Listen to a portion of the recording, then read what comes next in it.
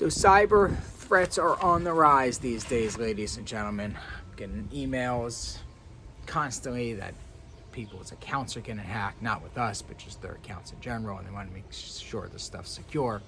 So let's talk about 17 ways to keeping your finances secure on the internet.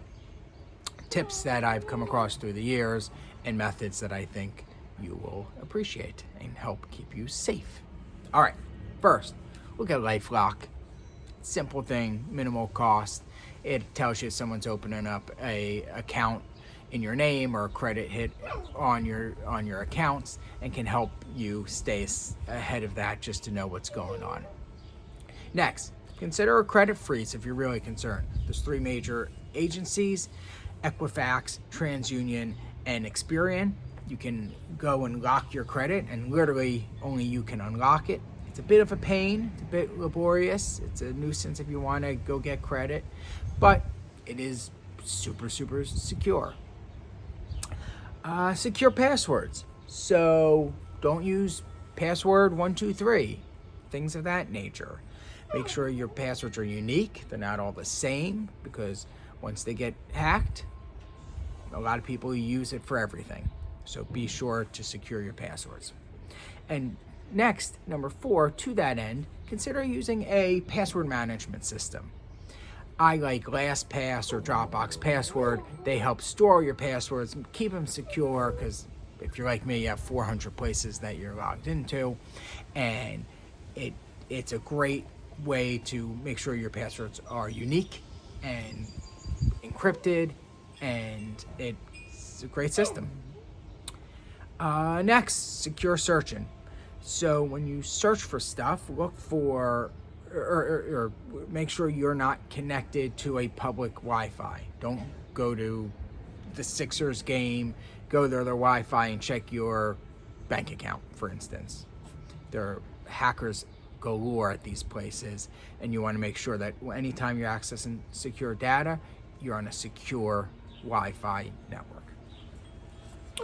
Keep a pulse. So honestly, it takes me 3 minutes when I'm getting ready in the morning, brushing my teeth. I log into my credit cards, my checking accounts, just make sure nothing in there seems suspicious.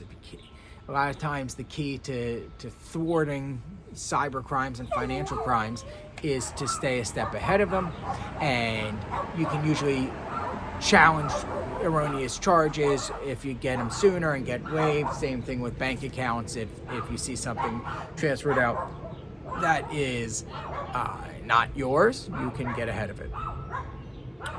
Email management. So we go through a rigorous training on our end at our company, basically because of the industry we're in.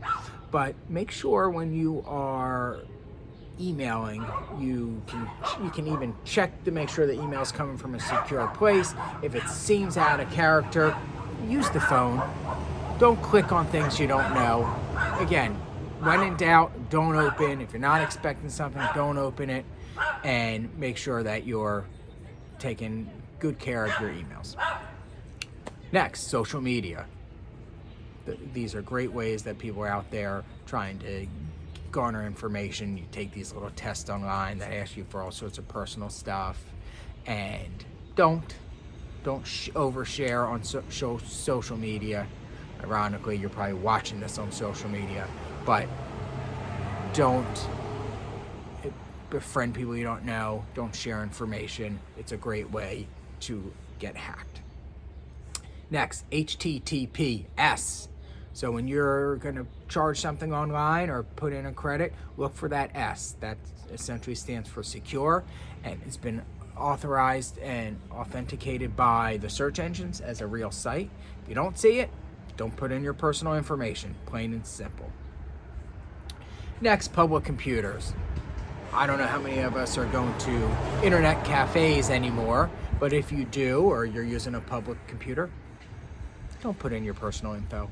If you must, clear the cache, clear the cookies, delete it, don't remember anything. Again, they're hotbeds for hackers. Cybersecurity insurance. So you can purchase this on your own. As a company, of course, we have it, but this is a way to indemnify you if someone does happen to hack your stuff. You can insure against it and protect yourself. Shred, shred, shred, shred, shred, shred. So I have shredders at my house to shred all sensitive documents, but electronically online, you can essentially shred. Delete old emails, sent emails, inbox emails, and don't just delete them, empty that box. Just deleting them doesn't delete them forever. You want to clear them from the universe forever, especially when you're sharing personal or sensitive information.